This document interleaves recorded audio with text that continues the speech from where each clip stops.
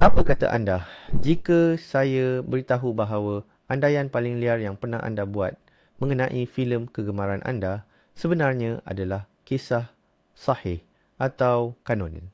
Pernahkah anda berdebat dengan rakan-rakan, cuba membuktikan bahawa dua watak itu ada kaitan rahsia atau bahawa penjahat sebenar bukanlah seperti yang disangka semua orang?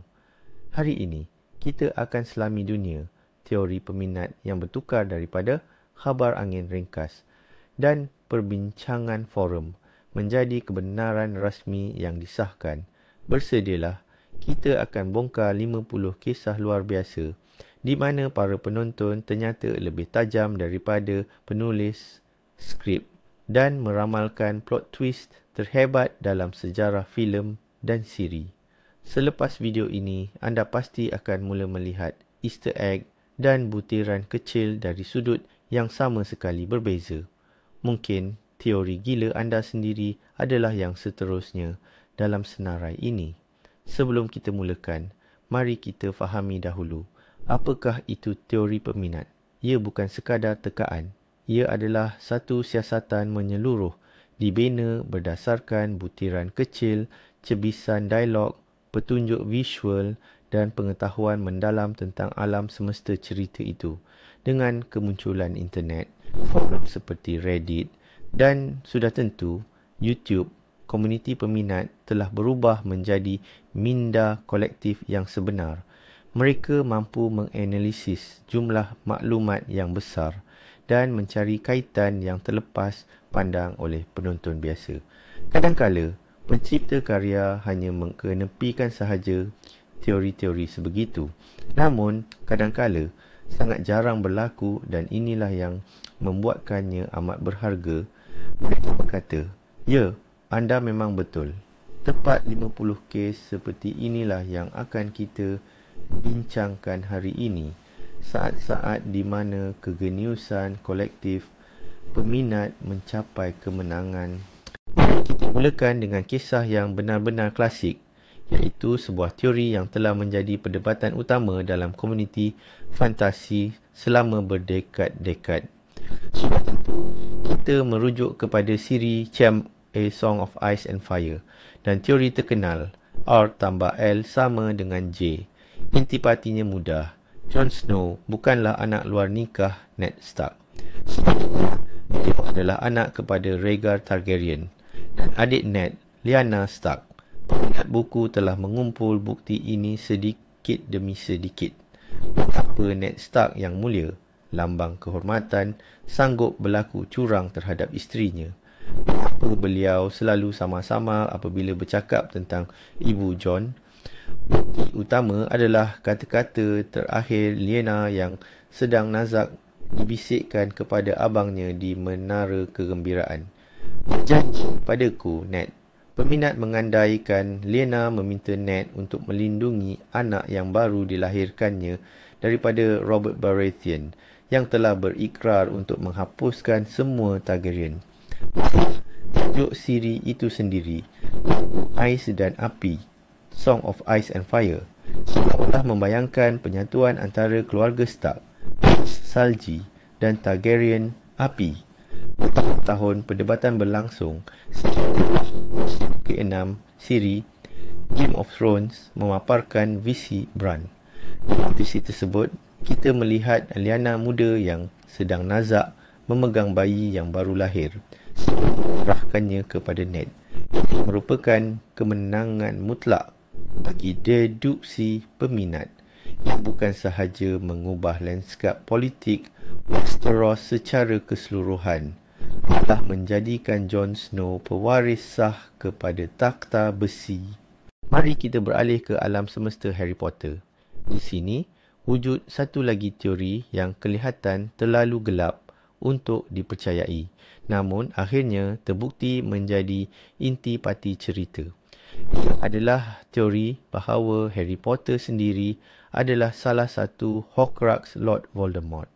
Para peminat sudah lama memikirkan tentang kaitan misteri antara budak lelaki itu dengan Dark Lord.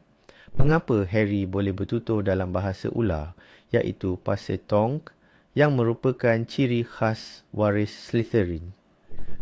Parutnya sakit apabila Voldemort berada berhampiran atau sedang mengalami emosi yang kuat.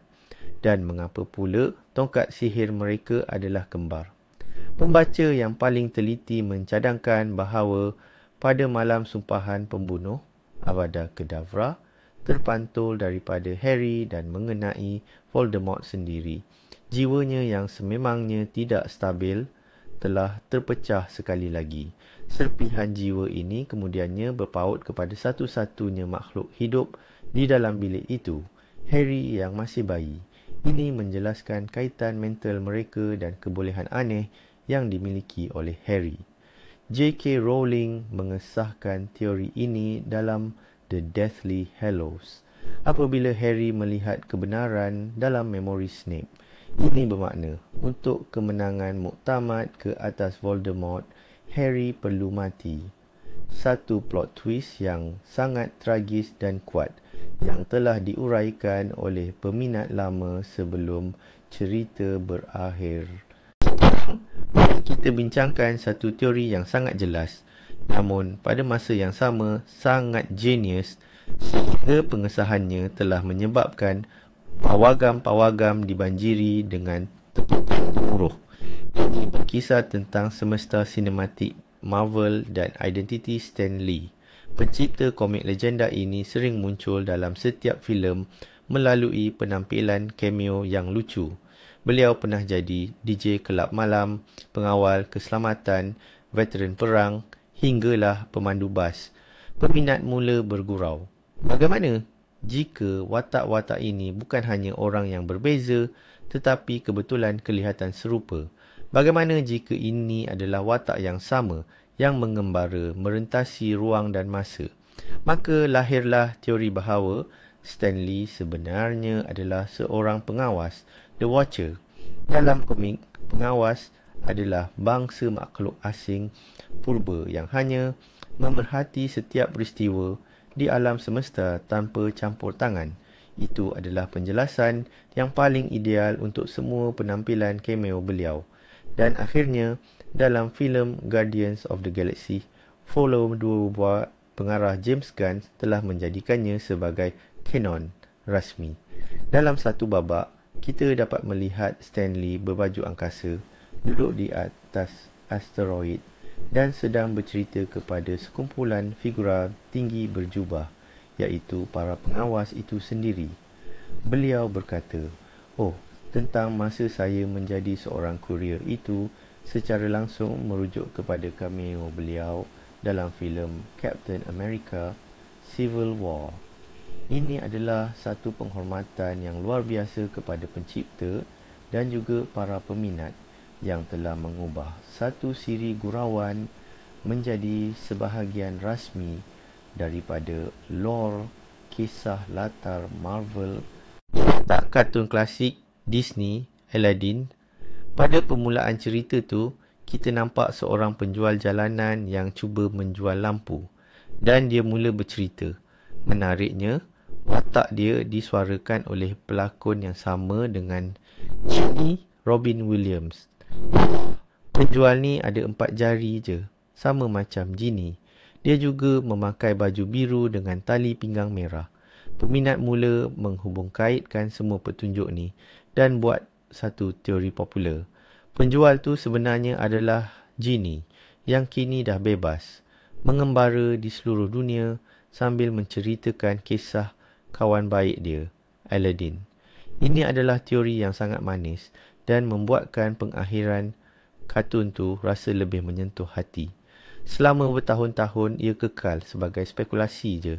Tapi pada tahun 2015, pengarah filem Aladdin, Ron Clements dan John Musker akhirnya bagi jawapan rasmi.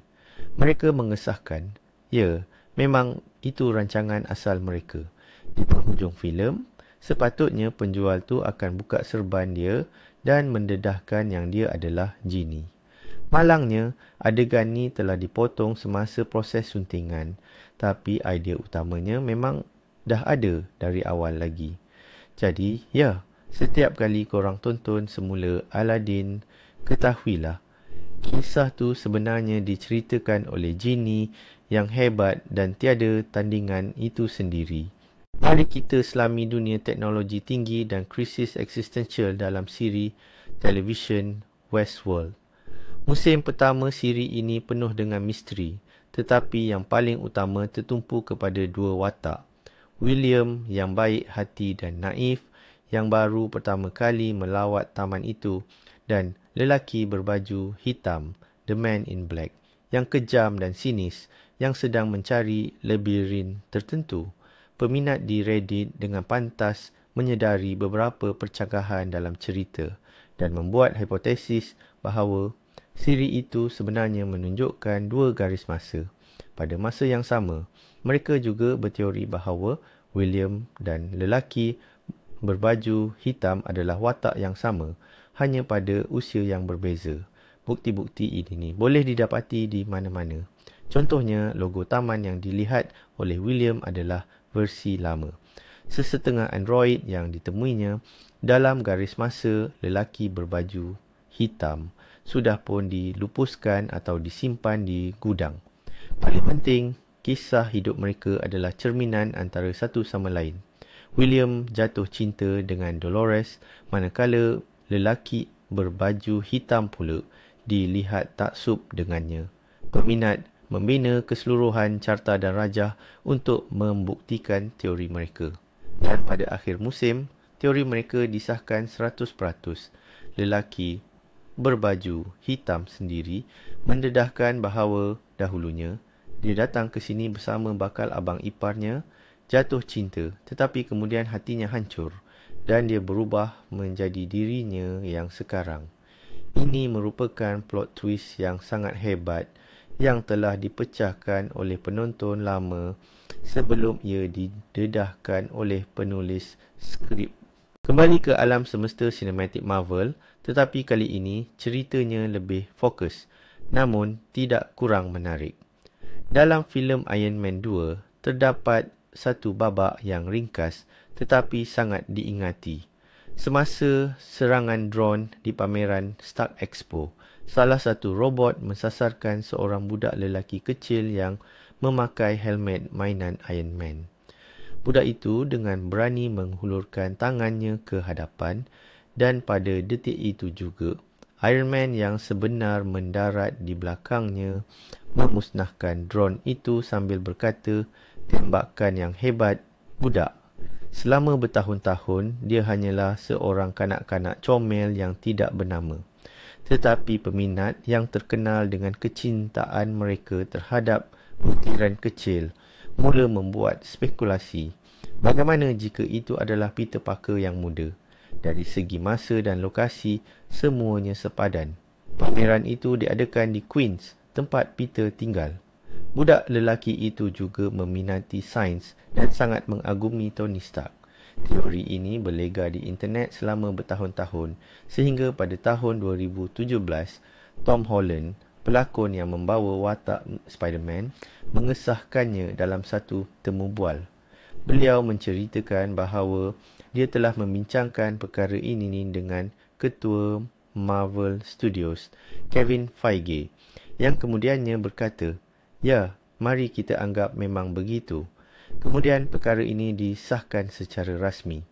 Oleh itu, saat yang kecil dan kelihatan tidak penting, ini bertukar menjadi pertemuan pertama dua wira terhebat, menambahkan lagi kedalaman kepada hubungan mereka di masa hadapan.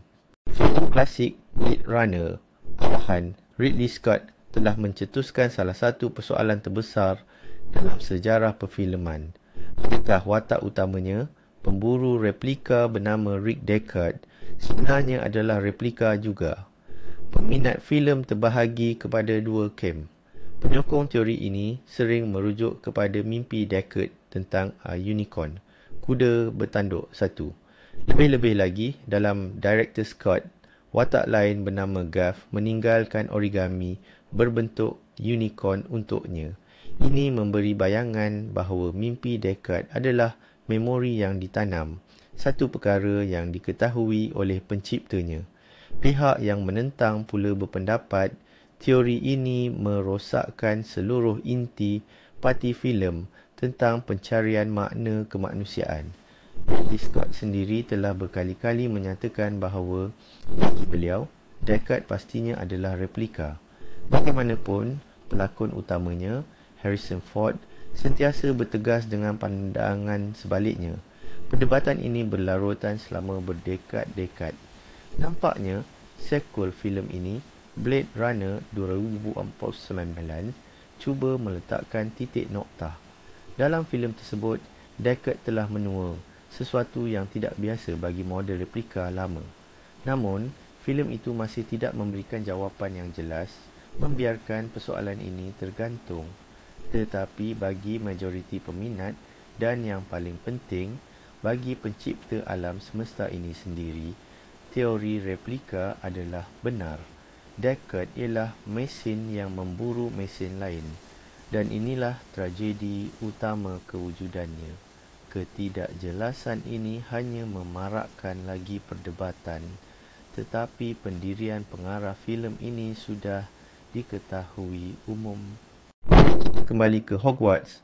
Selain isu Horcrux, ada satu lagi misteri besar yang menyelubungi Albus Dumbledore dan keluarganya. Dalam buku Harry Potter, kita diceritakan kisah tragis adik perempuannya, Ariana. Semasa kecil, dia telah diserang oleh budak-budak Muggle, menyebabkan kuasa sihirnya menjadi tidak terkawal dan sangat berbahaya. Ariana secara tidak sengaja membunuh ibunya sendiri dan dia akhirnya terkorban semasa pertarungan 3 penjuru antara Albus, bapangnya Aberforth dan Gellert Grindelwald. Setelah membaca deskripsi ini, peminat tegar lantas membuat kaitan dengan satu konsep baharu yang diperkenalkan dalam filem Fantastic Beasts and Where to Find Them, Obscurus. Obscurus ialah entitas sihir gelap yang tidak terkawal. Ia terbentuk dalam diri kanak-kanak sihir yang menahan atau menyekat magis mereka. Deskripsi tentang tingkah laku Ariana memang amat sesuai dengan ciri-ciri Obscurus. Justru, teori yang tersebar mengatakan bahawa Ariana Dumbledore ialah Obscurus, pertama yang diketahui wujud dalam alam semesta ini. Sekali lagi, J.K. Rowling mengesahkan tekaan para peminat. Dalam satu temu bual, beliau secara terang-terangan mengakui bahawa, ya, Ariana adalah seorang Obscurus. Tragedi ini sangat mempengaruhi kehidupan Dumbledore seterusnya, termasuk perjuangannya menentang Grindelwald. Pengetahuan ini telah memberikan perspektif yang baharu dan lebih gelap terhadap sejarah ahli sihir terhebat itu. Apa kata kita bincangkan teori yang disahkan dalam franchise yang berbeza? Pada awal filem The Little Mermaid, kita dapat saksikan kapal putera Eric Karam semasa ribut. Beberapa tahun selepas itu, filem Frozen pula ditayangkan.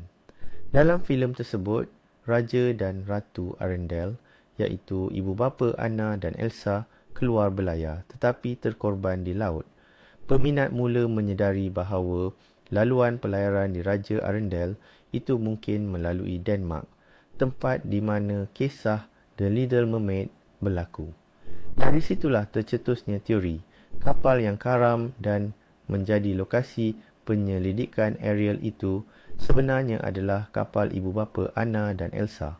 Ia berjaya menghubungkan dua filem ini ke dalam satu alam semesta yang sama. Untuk sekian lama, ia hanyalah spekulasi yang menyeronokkan. Namun, api spekulasi ini semakin marak apabila salah seorang pengarah Frozen, Chris Buck, yang juga pernah mengendalikan filem Tarzan, tampil memberikan kenyataan. Beliau mendedahkan bahawa, mengikut versi peribadinya, Raja dan Ratu Arendelle sebenarnya tidak terkorban. Sebaliknya, mereka terdampar di pantai hutan rimba, di mana mereka kemudian melahirkan seorang anak lelaki, iaitu Tarzan. Tragiknya, mereka kemudian dibunuh oleh seekor harimau bintang. Sudah tentu versi ini mungkin bukan sebahagian daripada kanun rasmi, tetapi hakikat bahawa pencipta sendiri menyokong dan mengembangkan teori seumpama ini sangatlah signifikan. Bagi kebanyakan peminat Disney, ini telah menjadi pengesahan tidak rasmi namun amat menggembirakan bahawa sememangnya wujud satu alam semesta kisah dongeng Disney yang padu.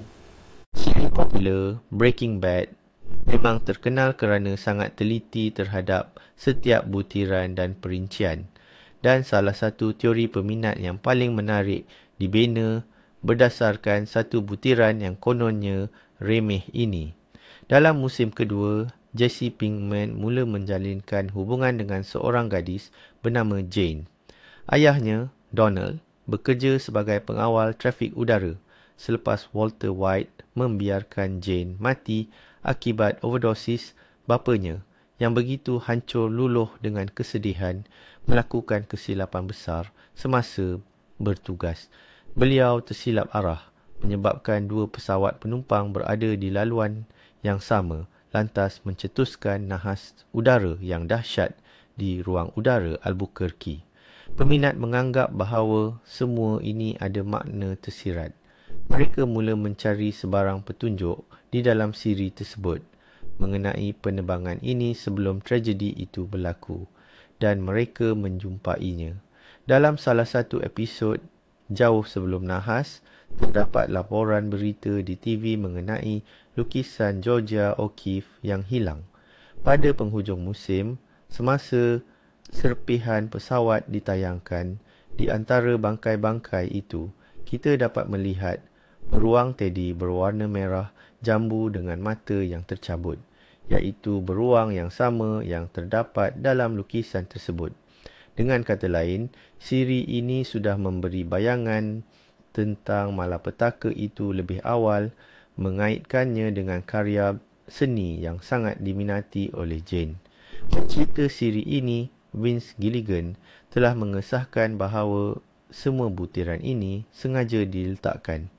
Ini bukan sekadar kebetulan, tetapi satu contoh penulisan skrip yang cemerlang, di mana setiap perincian kecil mempunyai makna yang penting, dan peminat berjaya membongkar rahsia ini.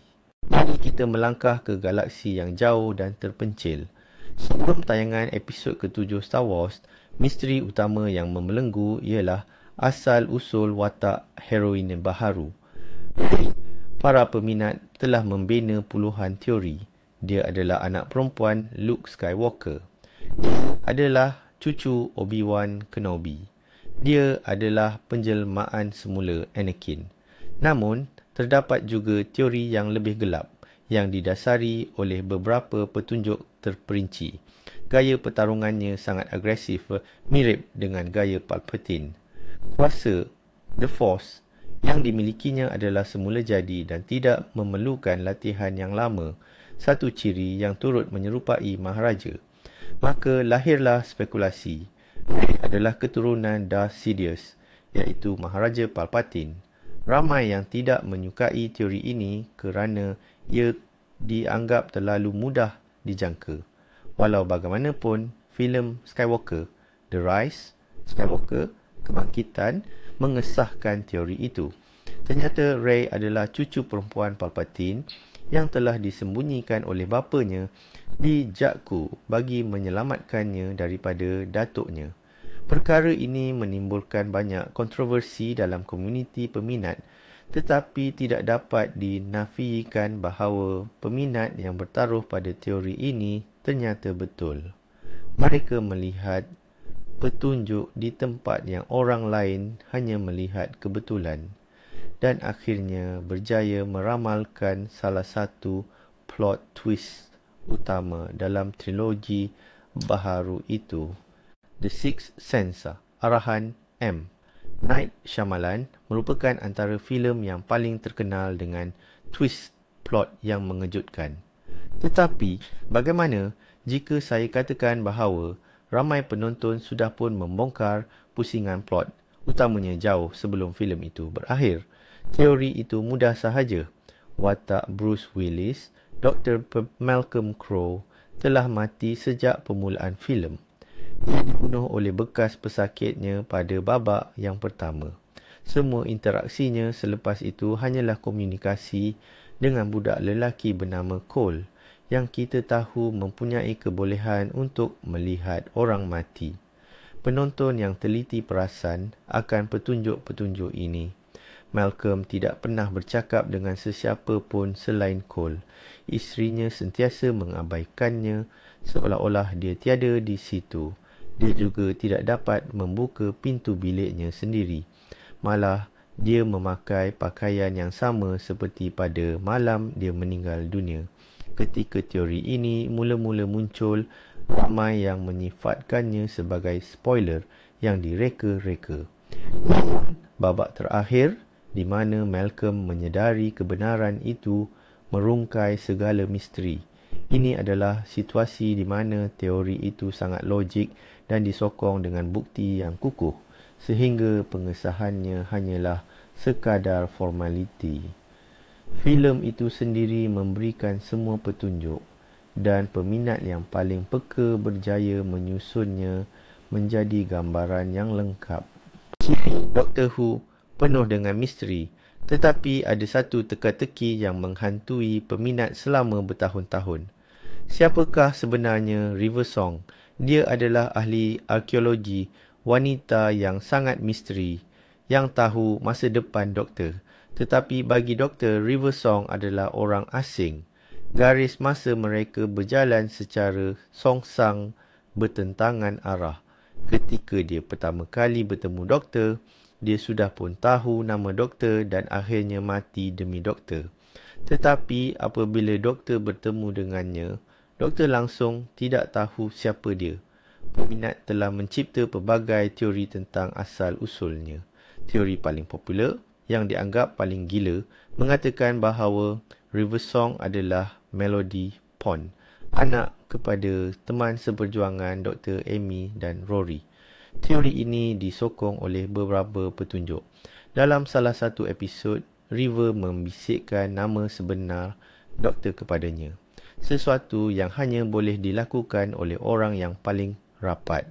Selain itu, dalam episod lain, terbongkar bahawa perkataan River dalam bahasa salah satu suku di hutan Gama bermaksud song. Penulis skrip Stephen Moffat memang bijak memperdaya penonton, namun akhirnya beliau mengesahkan spekulasi ini. A Good Man Goes to War, terbongkar bahawa anak Amy dan Rory telah diculik untuk dijadikan senjata menentang Doktor. Pada penghujung siri tersebut, River mendedahkan bahawa ialah Melody Pond yang sudah dewasa itu. Ia adalah detik yang mengejutkan dan penuh emosi, satu pendedahan yang telah diramalkan oleh peminat dengan ketepatan yang menakjubkan. Komik, terdapat satu kisah yang sekian lama dianggap hanyalah fantasi berani yang dicipta oleh peminat. Merujuk kepada siri terkenal Alan Moore, The Killing Joke, yang mengupas salah satu versi asal-usul Joker. Di babak akhir kisah itu, selepas pertembungan berdarah yang kesekian kalinya, Batman dan Joker berdiri di bawah rintik hujan. Joker kemudian menceritakan jenaka tentang dua pesakit gila yang cuba melarikan diri dari hospital sakit jiwa. Selepas jenaka itu, kedua-duanya mula ketawa. Namun, dalam panel terakhir, gelak tawam, Batman tiba-tiba terhenti dan tangannya dilihat menghulur ke bahu Joker. Peminat mengandaikan senario paling ngeri. Pada saat itu, Batman yang sudah tewas semangat melanggar prinsip utamanya dengan membunuh Joker, mungkin dengan mematahkan leher musuhnya. Anggapan ini disokong oleh ketawa yang terhenti secara mengejut itu, selain makna berganda yang tersirat pada judulnya sendiri, The Killing Joke. Selama bertahun-tahun, ini hanyalah tafsiran semata-mata.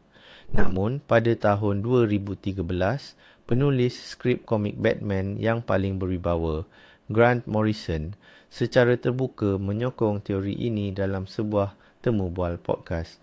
Beliau menyatakan bahawa bagi dirinya, pengakhiran kisah itu adalah jelas. Batman telah membunuh musuhnya.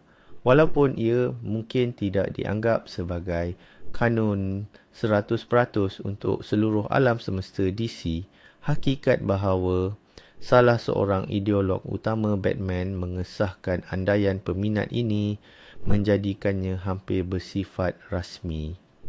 Animasi Pixar Abi bermula dengan salah satu babak paling menyentuh jiwa dalam sejarah kartun yang memaparkan keseluruhan perjalanan hidup Carl dan isterinya Ellie. Selepas kematian Ellie, Carl mengambil keputusan untuk merealisasikan impian bersama mereka, berlepas ke air terjun Paradise. Namun, bagaimana jika realitinya tidak semudah itu? Para peminat telah mengemukakan teori yang mengejutkan. Mereka percaya Carl Fredricksen sebenarnya telah meninggal dunia dalam tidur pada malam sebelum dia dijadualkan dihantar ke rumah penjagaan. Ini bermakna seluruh pengembaraan beliau dengan rumah terbang itu adalah perjalanannya menuju ke alam selepas kematian. Terdapat banyak faktor yang menyokong teori ini. Rumah itu yang melambangkan hubungannya dengan kehidupan duniawi membawa dia ke atas menuju ke langit. Budak lelaki, Russell pula, dilihat sebagai malaikat penjaganya yang berusaha mendapatkan sayapnya, iaitu lencana merit kerana membantu warga tua. Dan air terjun Paradise tidak bukan adalah syurga itu sendiri. Charles Mance, watak antagonis filem itu, dianggap sebagai malaikat yang jatuh yang tidak dapat memasuki syurga. Teori ini kedengaran logik, tetapi ia juga sangat menyedihkan. Bagaimanapun, jika difikirkan secara mendalam, ia tidak menghapuskan keindahan cerita. Sebaliknya, hanya menambah kedalaman naratifnya. Secara rasmi, Pixar tidak pernah mengesahkan atau menafikan perkara ini. Namun, struktur penceritaan dan simbolisme yang digunakannya begitu kuat, sehinggakan bagi kebanyakan peminat, teori ini telah menjadi makna sebenar filem animasi tersebut. Ini adalah situasi di mana pengesahan daripada pencipta pun tidak diperlukan kerana segalanya kelihatan begitu jelas. Musim siri How I Met Your Mother telah membawa penonton melalui kisah Ted Mosby mencari ibu kepada anak-anaknya. Namun, seiring dengan perkembangan plot, para peminat mula mengesan beberapa tanda-tanda pelik yang membimbangkan. Semua cerita tentang Tracy, si ibu itu, sentiasa diceritakan dalam masa lampau, past tense. Dalam satu episod, Ted membaca buku dan membayangkan dia dan Tracy hidup bahagia sehingga ke hari tua. Tetapi adegan itu berakhir dengan tangisan Ted. Dalam episod yang lain pula, dia berkata tiada ibu yang sepatutnya terlepas perkahwinan anak perempuannya sendiri. Semua petunjuk ini berkumpul dan membentuk satu teori yang amat menyedihkan. Bahawa pada masa Ted menceritakan kisah ini, Tracy sudah tiada. Dia telah meninggal dunia dan Ted menceritakan kisah ini kepada anak-anaknya seolah-olah secara tidak sedar meminta izin mereka untuk meneruskan kehidupan dan kembali bersama Robin. Teori ini pada mulanya sangat tidak popular. Penonton tidak mahu percaya pengakhiran sebegitu selepas 9 tahun menunggu. Mereka menuduh penyokong teori ini terlalu pesimis. Namun, pengakhiran siri itu mengesahkan teori yang tidak diingini ini. Tracy disahkan meninggal dunia akibat penyakit dan Ted akhirnya kembali bersama Robin. Walaupun ini mencetuskan ribut kemarahan, peminat yang mengikuti setiap petunjuk kecil yang diberikan sebenarnya betul. Mereka telah membongkar kebenaran pahit yang disembunyikan oleh penulis skrip sehingga saat terakhir. Alien, karya Ridley Scott, telah melahirkan sebuah alam semesta yang luas. Namun, filem pertama itu sendiri meninggalkan misteri besar yang menghantui peminat selama bertahun-tahun. Di planet LV-426 kru kapal Nostromo menemui bangkai kapal asing milik makhluk yang kemudiannya dikenali sebagai Space Jockeys. Di dalamnya, mereka menjumpai seorang juru terbang gergasi dengan dada yang terburai dan ruang kargo yang penuh dengan telur xenomorph. Peminat mula tertanya-tanya, adakah makhluk yang sangat maju ini yang menghasilkan senjata biologi mengerikan itu? Atau adakah mereka juga menjadi mangsa? Timbullah teori bahawa jokis ini bukanlah pencipta tetapi hanya pengangkut. Mereka dikatakan menjumpai telur-telur tersebut di planet lain dan membawanya mungkin untuk tujuan kajian. Bagaimanapun, salah satu sampel telah terlepas dan memusnahkan seluruh anak kapal. Teori inilah yang menjelaskan mengapa kapal itu terhempas dan mengapa juru terbangnya mati. Setelah berdekad-dekad lamanya, Ridley Scott akhirnya kembali ke alam semesta ini dengan filem Prometheus. Dan apa yang mengejutkan, filem itu mengesahkan sepenuhnya telahan para peminat. Dalam Prometheus, kita diperkenalkan kepada bangsa engineers yang merupakan jockeys itu sendiri. Mereka tidak mencipta xenomorph secara langsung, tetapi sebaliknya, mereka menghasilkan cecair hitam yang mampu memutasikan organisma hidup. Xenomorph klasik, seperti yang kita tahu, ternyata hanyalah hasil daripada rantaian jangkitan yang kebetulan berlaku. Jadi, ya, peminat sememangnya betul. Kru Nostromo bukan terserempak dengan gudang senjata, tetapi sebaliknya, mereka terserempak dengan lokasi bencana biologi yang dahsyat. Dalam siri Sherlock BBC, penulis skripnya sering bermain dengan penonton, meninggalkan pelbagai rujukan kepada karya asal Conan Doyle. Dalam salah satu buku asal, ada disebut-sebut mengenai seorang lagi adik-beradik Holmes yang ketiga, iaitu Sherine Ford, yang jauh lebih pintar daripada Sherlock dan Mycroft. Peminat siri ini serta-merta mengandaikan watak itu akan muncul dalam rancangan kegemaran mereka. Petunjuk-petunjuknya memang ada di mana-mana. Dalam satu episod, Mycroft berkata, "Saya tidak ada masa untuk merajuk seperti budak-budak, Sherlock. Kamu tahu apa yang terjadi kepada yang seorang lagi." Frasa ini telah menggemparkan internet. Semua orang yakin bahawa Mycroft merujuk kepada abang atau adik yang ketiga ini. Spekulasi mula berleluasa. Adakah dia seorang penjahat? Adakah dia membantu Sherlock secara rahsia? Tetapi kebenarannya jauh lebih mengejutkan. Pada musim keempat, terungkap bahawa memang ada anak ketiga dalam keluarga Holmes. Namun, ia bukan abang, tetapi seorang adik perempuan, Euros. Euros adalah seorang yang genius, tetapi pada masa yang sama, dia juga seorang psikopat. Semasa kecil, dia telah membakar rumah agam keluarga mereka dan disangka telah mati dalam kebakaran itu. Sebenarnya, Mycroft menyembunyikannya di dalam penjara rahsia untuk penjenayah yang sangat berbahaya. Jadi, peminat sebenarnya tepat pada poin utama. Ketiga keluarga Holmes memang wujud. Mereka cuma tersilap jantina, tetapi mereka telah menyelesaikan teka-teki itu dengan betul. Ini adalah contoh sebuah teori yang para penciptanya akui, walaupun pada mulanya agak keberatan. Siri animasi Avatar, The Legend of Korra, watak utama wanita, Korra dan Asami, pada mulanya dilihat sebagai pesaing yang cuba memenangi hati seorang lelaki yang sama, iaitu Mako. Peminat mula perasan bahawa lama-kelamaan hubungan mereka menjadi semakin rapat dan mesra.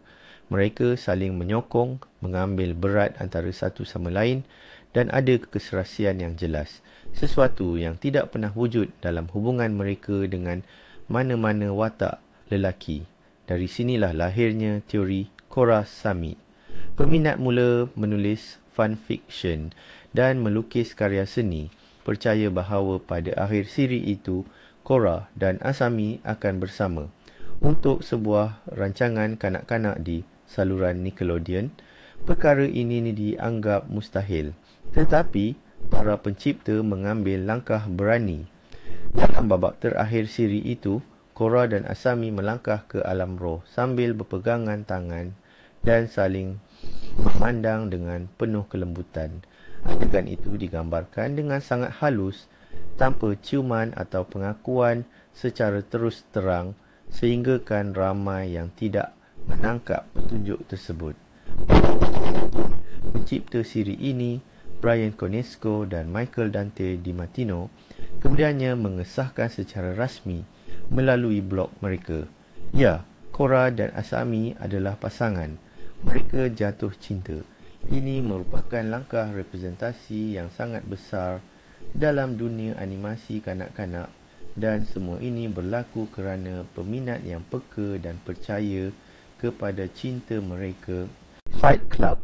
Arahan David Fincher merupakan satu lagi filem dengan penghujung yang ikonik, yang mana penonton yang teliti sebenarnya sudah dapat menghidu kejutan ini lebih awal.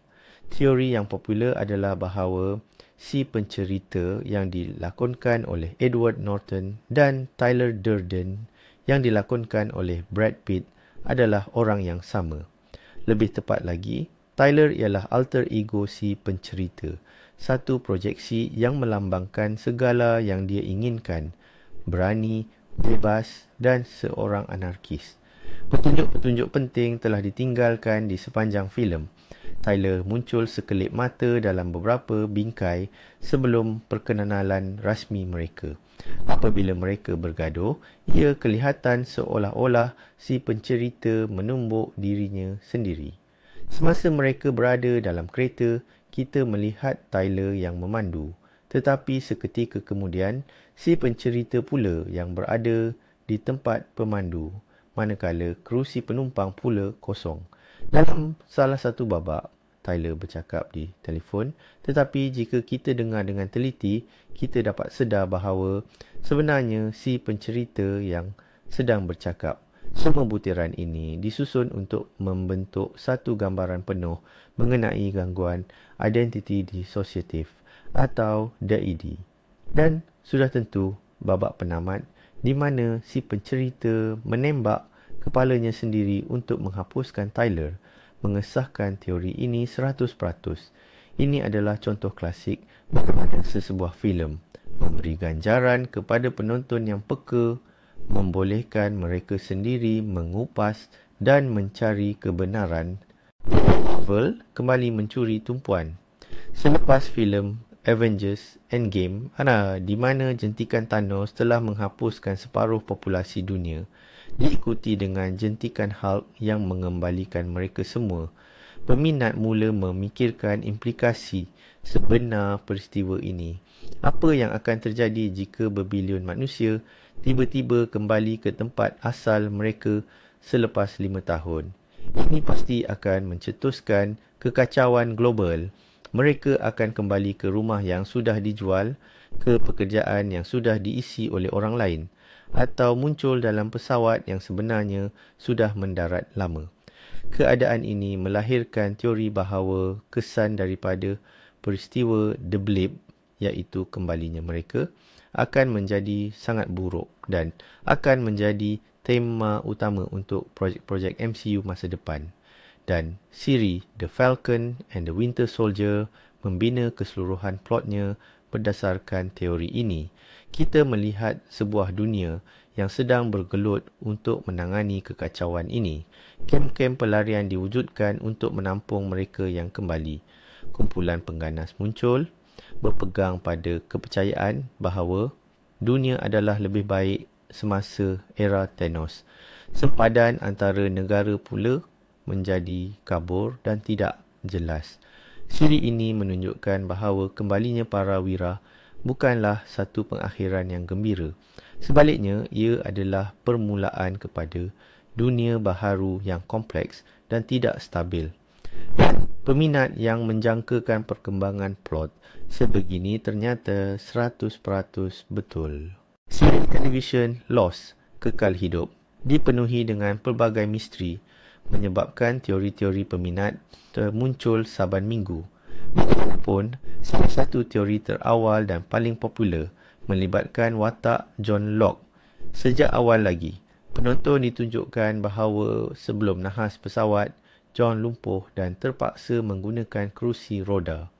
Namun, apabila berada di pulau itu, dia sembuh secara ajaib dan boleh berjalan semula. Peminat berpendapat bahawa ini bukan sekadar keajaiban semata-mata. Mereka membuat spekulasi bahawa pulau tersebut memiliki kuasa mistik, terutamanya sifat penyembuhan. Teori ini kemudiannya menjadi asas kepada keseluruhan plot seterusnya dan disahkan berulang kali sepanjang siri. Rose, yang sebelum ini menghidap kanser, merasakan dirinya benar-benar sihat ketika berada di pulau tersebut. Pulau itu mampu menyembuhkan luka dan seperti yang didedahkan kemudian, ia malah boleh mempengaruhi masa dan ruang. Akhirnya, didapati bahawa di teras pulau itu terletaknya punca tenaga, sejenis cahaya yang menjadi sumber kepada semua anomali. Jadi, telahan peminat tentang kuasa penyembuhan pulau itu bukan sahaja tepat, malah ia adalah kunci utama untuk memahami keseluruhan mitologi siri tersebut. Mereka berjaya memahami intipati utama rancangan itu seawal episod-episod pertama lagi. Inception. Arahan Christopher Nolan telah meninggalkan penonton dengan salah satu pengakhiran yang paling banyak dibincangkan dalam sejarah perfilman. Gasing, iaitu totem watak utama, Nick Cobb, terus berputar. Jika gasing itu jatuh, maknanya ia adalah realiti. Jika ia tidak jatuh, ia adalah mimpi. Skrin menjadi gelap sebelum kita sempat mengetahui jawapannya. Namun, peminat filem itu tidak berputus asa. Mereka mengemukakan teori yang tidak bergantung kepada gasing tersebut, iaitu teori tentang cincin perkahwinan. Penonton yang teliti telah menyedari bahawa sepanjang filem itu, Cobb hanya memakai cincin perkahwinannya apabila dia berada di dalam mimpi. Dalam adegan yang berlaku dalam realiti, cincin itu tiada di jari beliau. Kini, mari kita lihat pada adegan terakhir. Cobb berjalan melalui lapangan terbang dan bertemu anak-anaknya, dan di tangannya tiada cincin perkahwinan. Bagi peminat, ini telah menjadi bukti yang tidak dapat disangkal. Adegan akhir itu berlaku dalam realiti dan Cobb sememangnya telah pulang ke rumah. Christopher Nolan sendiri sentiasa mengelak daripada memberikan jawapan secara langsung, menyatakan bahawa bagi Cobb, perkara itu sudah tidak penting. Namun, dia tidak pernah menafikan petunjuk mengenai cincin ini. Ini adalah perincian kecil yang mudah terlepas pandang, tetapi ia memberikan jawapan yang jelas kepada persoalan utama filem tersebut. Perincian ini ditemui oleh peminat dalam siri animasi Gravity Falls dari Disney, misteri dan teka-teki bukan sekadar elemen jalan cerita. Ia adalah sebahagian daripada DNA keseluruhan rancangan itu sendiri. Setiap episod menyembunyikan mesej berkod yang giat dipecahkan oleh peminat menggunakan pelbagai jenis sifar. Salah satu misteri utama yang menjadi tumpuan berkisar tentang identiti penulis diari misteri yang ditemui oleh Dipper. Semasa kredit akhir setiap episod, sekeping halaman kriptogram akan muncul sekejap. Peminat mula menyasifirkannya dan menggabungkan kepingan maklumat tersebut. Mesej-mesej ini membayangkan kewujudan sebuah masyarakat rahsia dan wujudnya seseorang di bandar itu yang mengetahui segala rahsia. Dan yang paling penting, diari itu mengandungi frasa, "Malangnya abang kembar saya." Dari situlah lahirnya teori popular. Stan Pines, pemilik pondok misteri, Mystery Shack, mempunyai seorang kembar dan kembarnya itulah penulis diari tersebut. Bukti mula terkumpul. Dalam satu episod, Stan dilihat merenung buaian di mana dua orang kanak-kanak pernah bermain suatu masa dahulu. Terdapat juga simbol-simbol pelik di rumahnya yang sepadan dengan simbol yang ada di dalam diari itu. Akhirnya, pada pertengahan musim kedua, teori ini disahkan. Stan benar-benar mempunyai seorang abang kembar bernama Ford, seorang saintis genius yang menulis diari tersebut sebelum terperangkap dalam dimensi lain. Dan sepanjang hidup Stan, dia berusaha untuk mengembalikan abangnya. Ini merupakan kejayaan besar bagi komuniti peminat yang berjaya membongkar misteri ini huruf demi huruf. Sejak musim pertama lagi, siri Stranger Things telah memukau penonton dengan suasana tahun 80-an yang ikonik dan dunia upside down yang menakutkan. Namun, peminat mula mengkaji lebih mendalam dan membuat teori bahawa raksasa Demogorgon dan gadis berkebolehan luar biasa, Eleven, sebenarnya adalah dua sisi mata wang yang sama. Menurut teori itu, Demogorgon adalah semacam bayangan gelap Eleven, manifestasi dirinya di alam upside down. Apabila dia dalam keadaan tertekan atau menggunakan kuasanya, raksasa itu akan menjadi lebih agresif. Malah, apabila Eleven menyentuh Demogorgon dalam penglihatannya, ia membuka portal ke dunia sebenar. Pada akhir musim pertama, apabila Eleven berjaya memusnahkan Demogorgon, dia turut hilang bersamanya. Kejadian ini menguatkan lagi teori tentang kaitan mereka yang tidak dapat dipisahkan. Dalam temu bual, pencipta siri ini, Duffer bersaudara, mengesahkan bahawa tafsiran ini sangat hampir dengan idea asal mereka. Mereka menjelaskan bahawa upside down adalah cerminan minda separa sedar manusia dan Demogorgon pula adalah jelmaan fizikal bagi ketakutan dan trauma Eleven yang dijana oleh kuasanya sendiri. Jadi, raksasa dan heroin tersebut mempunyai ikatan yang jauh lebih rapat daripada yang disangka. Telah dapat merasai kaitan ini. Itu juga merupakan sumber teori peminat yang tidak pernah putus. Salah satu yang paling popular melibatkan siri permainan Mass Effect. Pada akhir bahagian ketiga, Captain Shepard perlu membuat pilihan yang akan menentukan nasib seluruh galaksi. Namun, penamatnya sangat kontroversi dan mengecewakan bagi ramai pemain, sehingga peminat telah membangunkan apa yang dikenali sebagai teori indoktrinasi. Mengikut teori ini, sebahagian besar peristiwa penamat itu sebenarnya tidak berlaku di alam nyata. Sebaliknya, hanya dalam fikiran Shepard yang berada di bawah pengaruh mental kaum Reaper. Bukti-bukti yang dikemukakan cukup meyakinkan. Skema warna bagi pilihan-pilihan utama, iaitu merah, biru dan hijau, didakwa selari dengan ideologi musuh. Beberapa kesan bunyi didapati terherut dan watak-watak lain berkelakuan tidak seperti biasa.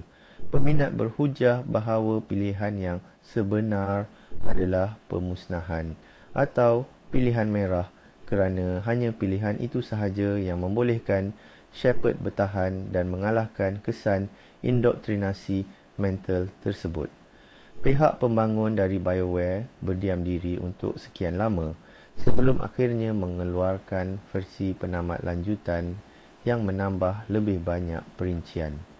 Walaupun mereka tidak mengesahkan teori itu secara terang-terangan, banyak babak dan dialog baharu yang dimasukkan sangat sesuai, seolah-olah mengenyitkan mata kepada peminat dan berkata, anda berada di landasan yang betul.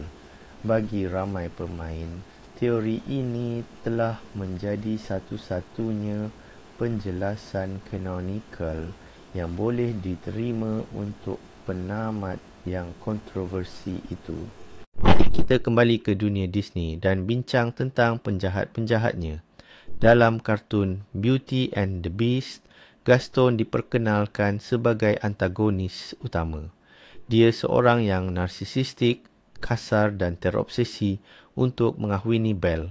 Tapi, bagaimana jika dia bukan penjahat yang sebenar? Para peminat telah mengemukakan teori bahawa penjahat sejati sebenarnya adalah ahli sihir itu sendiri yang menyumpah putera Adam. Mari kita lihat faktanya.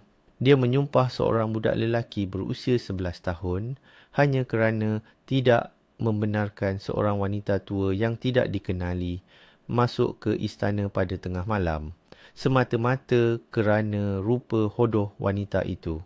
Hukuman ini terlalu kejam untuk perbuatan yang dilakukan oleh seorang kanak-kanak. Dia bukan sahaja menyumpah putera Adam, malah semua khadam dan pembantu istana yang tidak bersalah langsung. Ahli sihir itu memberinya tempoh masa sehingga hari jadinya yang ke-21 untuk mencari cinta sejati, atau mereka semua akan kekal disumpah selama-lamanya. Secara dasarnya, dia meletakkan nyawa berpuluh-puluh orang yang tidak bersalah bergantung pada kejayaan cinta seorang remaja raksasa. Teori ini mendapat pengesahan yang tidak dijangka dalam filem adaptasi aksi sebenar pada tahun 2017. Dalam filem itu, kita ditunjukkan bahawa ahli sihir tersebut yang menyamar sebagai Agatha tinggal di kampung sepanjang masa. Dia memerhati apa yang berlaku namun tidak campur tangan sehingga saat-saat akhir. Ini menjadikan imejnya lebih jahat dan menyeramkan. Dia bukan sekadar menghukum tetapi telah melakukan satu eksperimen sosial yang sangat kejam. Kita mulakan dengan siri Dexter. Watak utamanya adalah seorang pembunuh bersiri yang memburu pembunuh lain. Sepanjang 8 musim, dia berpegang teguh pada kod Harry yang diasaskan oleh bapa angkatnya. Tapi pengakhiran siri itu di mana Dexter tiba-tiba menjadi pembalak betul-betul mengecewakan semua penonton. Peminat mula mencari penjelasan lain dan akhirnya mencipta satu teori yang menjadikan siri ini jauh lebih bermakna. Menurut teori ini, hampir keseluruhan siri yang kita tonton itu sebenarnya adalah bayangan atau visi terakhir Dexter sebelum dihukum mati. Dexter yang sebenar telah ditangkap sejak musim pertama lagi. Jadi musim-musim seterusnya hanyalah fantasinya tentang bagaimana dia boleh teruskan aktiviti, mencari cinta, keluarga dan mungkin juga penebusan dosa. Teori ini menjawab banyak persoalan tentang plot yang tak masuk akal dan kebetulan yang terlalu sempurna yang sentiasa bantu Dexter lepas dari undang-undang. Ia juga menjelaskan mengapa watak-watak lain kadang-kadang berkelakuan pelik atau di luar kebiasaan. Semua ini kan berlaku dalam fikiran dia. Bekas penerbit dan penulis skrip siri ini, Clyde Phillips, yang meninggalkan siri itu selepas musim keempat, pernah mendedahkan dalam satu temubual tentang pengakhiran yang dia bayangkan. Menurut idea asalnya, Dexter sepatutnya dihukum mati dalam babak terakhir dan pada saat kematiannya, dia akan nampak wajah semua mangsanya. Pengakhiran yang dicadangkan Phillips ini memang sangat sepadan dengan teori peminat. Walaupun siri itu akhirnya memilih penamat yang berbeza, bagi ramai peminat, teori inilah penamat sebenar kisah Dexter Morgan's watak Joker yang dilakonkan oleh mendiang Heath Ledger dalam trilogi The Dark Knight, arahan Christopher Nolan, sememangnya telah menjadi sebuah ikon. Tetapi, siapakah sebenarnya dirinya? Dia sendiri sering menceritakan pelbagai versi kisah silam dan tiada satu pun yang benar. Peminat telah mengemukakan satu teori yang menarik. Joker adalah bekas anggota tentera, seorang pakar operasi psikologi yang kini menderita gangguan stres pasca trauma atau PTSD. Banyak bukti menyokong pandangan ini. Dia sangat mahir mengendalikan senjata api dan bahan letupan. Selain itu, dia merupakan seorang ahli taktik dan strategis yang genius mampu membaca gerakan polis dan mafia beberapa langkah di hadapan. Falsafah huru-haranya dilihat sebagai tindak balas terhadap kengerian peperangan yang pernah disaksikannya. Dia tidak menginginkan wang. Sebaliknya, dia mahu membuktikan bahawa tamadun hanyalah lapisan nipis yang menyembunyikan kegilaan di bawahnya. Dia sentiasa menguji manusia, meletakkan mereka dalam situasi ekstrim, sama seperti babak ikonik melibatkan dua feri. Walaupun teori ini tidak mempunyai pengesahan rasmi, ia menjelaskan setiap aspek watak itu, kemahiran, motif dan kegilaannya dengan begitu jitu. Oleh sebab itu, ia diterima oleh sebahagian besar komuniti peminat. Teori ini mengubah Joker daripada sekadar penjahat psiko menjadi figura yang tragis, iaitu hasil daripada sistem yang sama yang cuba dihancurkannya. Breaking Bad kembali lagi dalam senarai kita, kali ini membincangkan teori tentang asal-usul wang Walter White. Pada peringkat awal siri ini, Walt dan bekas rakan kongsinya, Elliot serta Gretchen Schwartz telah menubuhkan syarikat bernama Grey Matter Technologies. Walt menjual pegangan sahamnya dengan harga $5,000. Selepas itu, nilai syarikat tersebut melonjak sehingga berbilion-bilion. Alasan rasmi yang diberikan adalah kononnya Walt takut akan kejayaan syarikat, lalu mengambil keputusan untuk berundur. Namun, peminat berpendapat bahawa sebab sebenar adalah jauh lebih kompleks. Teori ini menyatakan bahawa grey matter dibina berdasarkan penyelidikan Walt dalam bidang kristalografi. Namun, penyelidikan tersebut memerlukan komponen yang sangat mahal yang tidak mampu dibiayai oleh Walt kerana dia hanyalah seorang pelajar yang miskin. Jadi, untuk membiayai kerja saintifiknya, dia mula menghasilkan metamfetamin. Ini menjelaskan mengapa dia boleh menghasilkan dadah tersebut dengan begitu mudah dan profesional dalam episod rintis. Dia sememangnya sudah berpengalaman, dan sebab utama dia meninggalkan syarikat itu pula adalah kerana Elliot dan Gretchen mengetahui tentang latar belakang jenayahnya. Lantas, mereka membeli semula pegangan saham Walt bagi mengelakkan reputasi syarikat tercemar. Teori ini mengubah keseluruhan siri ini menjadi kisah tragis tentang seorang lelaki yang sepanjang hidupnya cuba melepaskan diri daripada dunia jenayah, namun akhirnya terpaksa kembali ke sana apabila disahkan menghidap kanser. Pencipta siri, Vince Gilligan, tidak pernah mengesahkan perkara ini secara langsung, tetapi dalam beberapa temu bual, dia menyatakan bahawa dia amat menyukai teori tersebut dan menganggapnya munasabah. Harry Potter, terdapat satu lagi teori menarik yang berkait rapat dengan Deathly Hallows. Kisah tiga beradik yang diceritakan dalam dongeng Gildebarд mengisahkan tentang tiga ahli sihir yang berjaya memperdaya maut dan daripadanya, Elder Batu Kebangkitan dan Jubah Halimunan. Para peminat telah melihat persamaan yang mengejutkan kisah ini dengan nasib tiga watak utama saga tersebut. Voldemort seperti Abang Sulung mendambakan kekuasaan mutlak dan mencari tongkat sihir yang paling berkuasa, hasrat yang akhirnya membawa kepada kehancurannya. Severus Snape seperti Abang Tengah merindui kekasihnya yang telah meninggal dunia. Lily Potter sepanjang hidupnya, dia akhirnya mati dengan harapan untuk bersatu semula dengannya. Sementara Harry Potter sendiri seperti adik bongsu menerima kefanaannya. Dia menggunakan jubah halimunan bukan untuk kemasyahuran tetapi untuk perlindungan dan pada akhirnya menyambut maut seperti seorang teman lama. Namun, teori ini tidak terhenti di situ. Persoalannya, siapakah sebenarnya maut itu? Jawapannya, menurut teori ini adalah Albus Dumbledore. Dialah yang pada waktu yang berbeza telah memiliki kesemua tiga Deathly Hallows. Dia jugalah yang secara dasarnya memberikan jubah dan batu itu kepada Harry, dan kematiannya sendiri menjadi pemangkin yang mencetuskan pertempuran terakhir. Apabila teori ini diceritakan kepada J.K. Rowling, beliau amat teruja. Beliau menulis di Twitter, Dumbledore sebagai maut. Ini teori yang indah dan ia sangat sesuai bagi saya.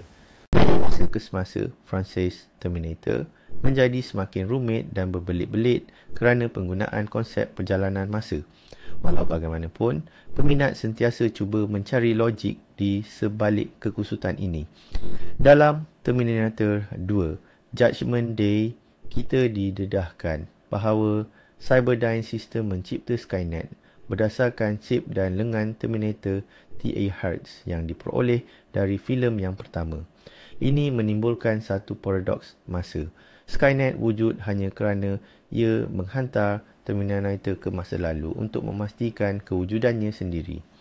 Peminat menggelar situasi ini sebagai gelong praketentuan, predestination loop. Mereka menyatakan bahawa gelong ini mustahil diputuskan dan sebarang percubaan untuk mengubah masa depan hanya akan menyebabkan ramalan itu berlaku juga. Secara tidak disangka-sangka, filem Terminator Genisys mengesahkan idea ini dalam bentuk yang sedikit menyimpang. Garis masa yang baharu ini, watak-watak utama sekali lagi cuba mencegah hari penghakiman. Namun, mereka mendapati bahawa Skynet kini bukan lagi sekadar program ketenteraan. Ia telah berevolusi menjadi sistem operasi global yang dipanggil Genisys. Ini bermakna dengan usaha mereka untuk memusnahkan Skynet, para wira ini sebenarnya telah menyumbang dan mempercepatkan evolusinya menjadi bentuk yang lebih canggih serta sempurna. Kejadian ini mengukuhkan teori suram peminat bahawa melawan Skynet adalah sia-sia. Hal ini kerana Skynet adalah sebahagian yang tidak dapat dielakkan daripada pembangunan teknologi dan sebarang tindakan menentangnya hanya akan mempercepatkan kemunculannya. Dalam siri popular The Big Bang Theory, watak Sheldon Cooper mempunyai seorang musuh ketat iaitu aktor Will Wheaton yang melakonkan watak dirinya sendiri. Pergaduhan mereka bermula kerana semasa kecil Sheldon pergi ke sebuah konvensyen khas untuk bertemu Wheaton, namun Wheaton tidak muncul. Peminat sentiasa menganggap kisah ini agak pelik dan mengesyaki ada sesuatu yang lebih besar di sebaliknya. Mereka lantas mengemukakan teori bahawa Will Wheaton yang sebenar adalah bertentangan sepenuhnya dengan watak jahatnya di skrin. Dia sebenarnya seorang yang baik dan prihatin dan pasti ada sebab kukuh dia tidak hadir ke konvensyen itu, dan peranan jahat yang dimainkannya dalam siri itu hanyalah lakonan semata-mata diteruskan hanya untuk mengusik Sheldon. Teori ini akhirnya disahkan dalam salah satu episod siri tersebut. Will Wheaton menceritakan kepada Leonard bahawa pada hari konvensyen itu berlangsung, neneknya meninggal dunia dan dia terpaksa menghadiri pengebumian. Dia juga pernah cuba meminta maaf daripada Sheldon, tetapi Sheldon langsung tidak mahu mendengar. Pendedahan ini mengubah keseluruhan dinamik perhubungan mereka. Rupa-rupanya, Sheldon telah membenci seseorang selama bertahun-tahun yang sebenarnya tidak melakukan sebarang kesalahan, manakala Will pula tabah menahan serangan dan kebencian Sheldon. Kisah ini menjadikan watak Wheaton jauh lebih mendalam dan disenangi, sekaligus membuktikan peminat yang percaya pada kebaikan hatinya selama ini adalah benar. Yang ikonik dan merupakan antara filem aksi klasik terbaik. Tapi, Peminat selalu tertanya-tanya, kenapa rancangan penjahat utama, Hans Gruber, begitu rumit? Lawan pencakar langit, menahan tebusan, menuntut pembebasan pengganas, itu semata-mata untuk memecah masuk peti besi dan mencuri bon kewangan. Terdapat teori yang mengatakan rancangan asal Hans sebenarnya berbeza dan kemunculan John McClane telah mengubah segalanya. Pada awalnya, Hans merancang untuk memecah masuk peti besi secara senyap-senyap semasa majlis Krismas ketika semua orang sedang leka. Tetapi McClane muncul memaksa Hans untuk berimprovisasi. Dia melakonkan keseluruhan sandiwara keganasan itu semata-mata untuk mengalih perhatian polis dan FBI. Sementara kumpulannya fokus memecah peti besi.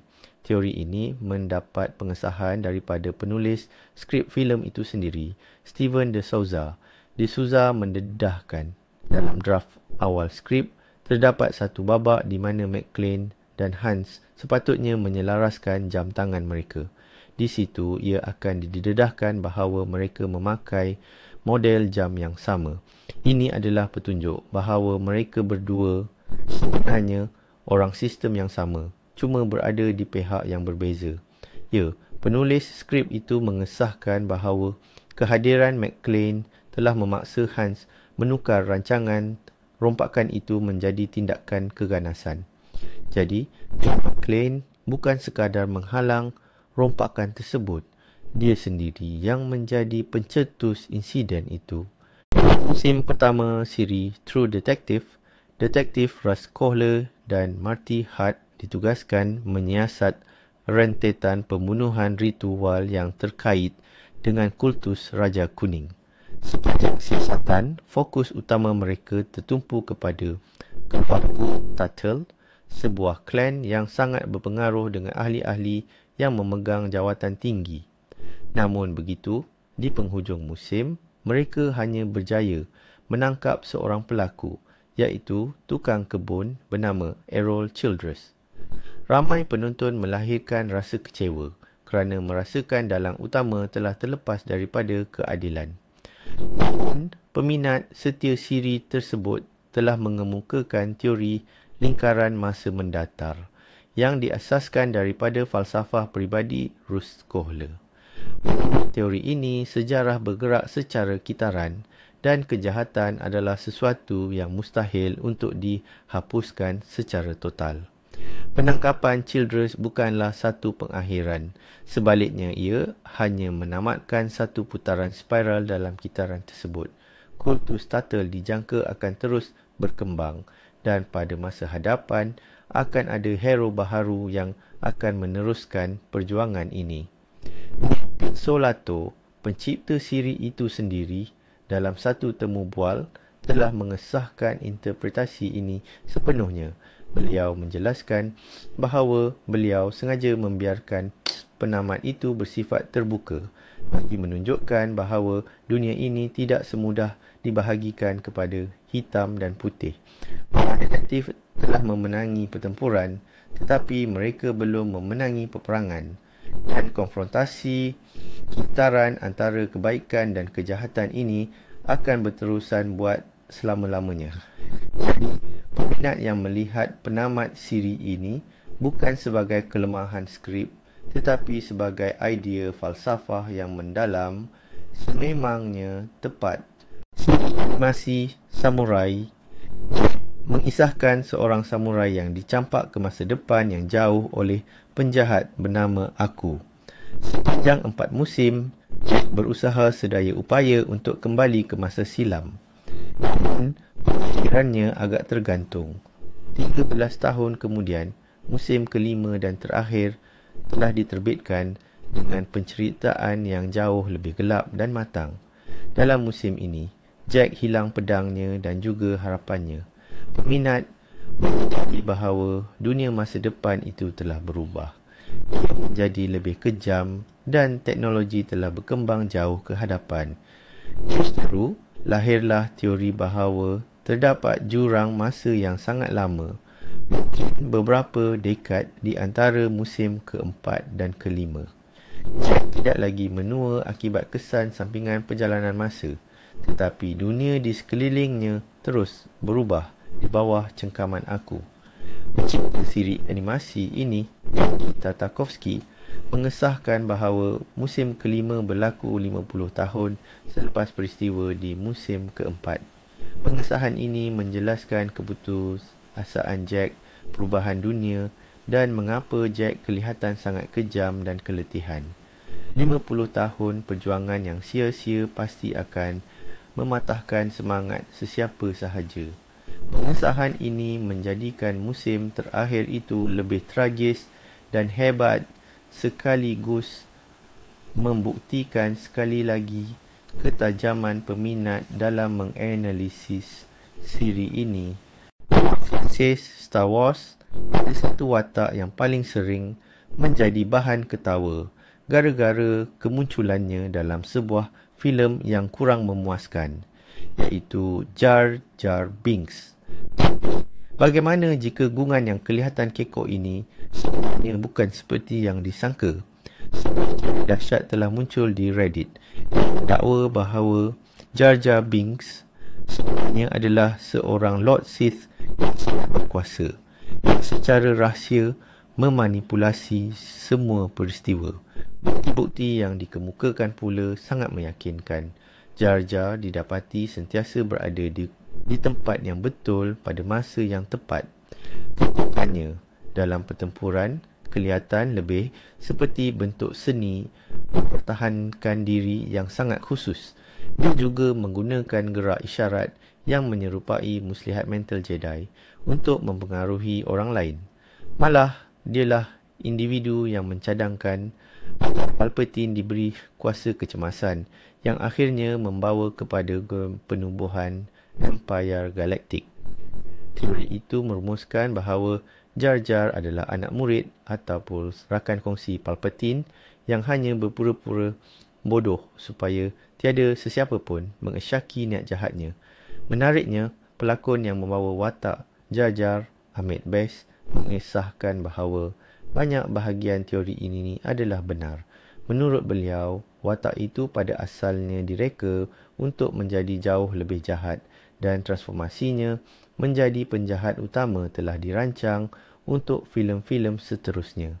Tetapi disebabkan reaksi negatif penonton, George Lucas membatalkan idea ini dan menggantikannya dengan Count Dooku.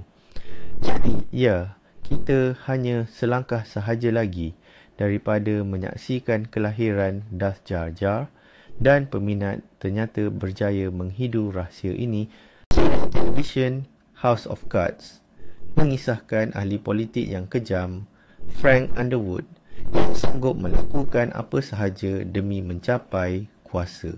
Salah satu ciri utamanya ialah teknik memecahkan dinding keempat, breaking the fourth wall. Kerap kali bercakap secara terus dengan penonton, menjadikan kita sebahagian daripada konspirasinya. Peminat berpendapat ini bukan sekadar teknik sinematik. Menurut teori itu, kita sebagai penonton dianggap sebagai kawan imajinasi atau tempat Frank meluahkan isi hati di mana dia menceritakan kisah hidupnya. Barangkali dia sedang menulis memoir atau memberikan temu bual. Teori ini mendapat dimensi baharu yang tidak terduga apabila pada musim kelima, isterinya, Claire Underwood, turut memandang ke arah kamera dan berinteraksi dengan penonton. Peminat serta-merta mencetuskan teori baharu. Claire sentiasa sedar akan kewujudan kita tetapi berdiam diri, dan kini dia mengambil alih kawalan naratif tersebut. Setelah Kevin Spacey disingkirkan daripada siri tersebut, musim akhir siri itu ditumpukkan sepenuhnya kepada Claire. Dalam musim inilah, teori tersebut benar-benar disahkan. Claire bukan sahaja bercakap dengan kita, malah dia bersaing dengan Frank untuk mendapatkan perhatian kita dan untuk menuntut hak menceritakan versinya sendiri. Episod akhir menunjukkan dinding keempat itu sebenarnya medan pertempuran untuk warisan kisah mereka.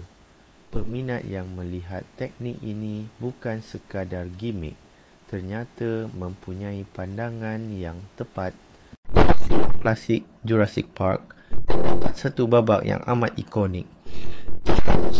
Rex sedang mengejar sebuah jeep. Walaupun watak-watak di dalamnya mendesak pemandu untuk memecut lebih laju, Rex itu tetap tidak ketinggalan. Hal meter kelajuan jeep tersebut menunjukkan sekitar 35 batu sejam.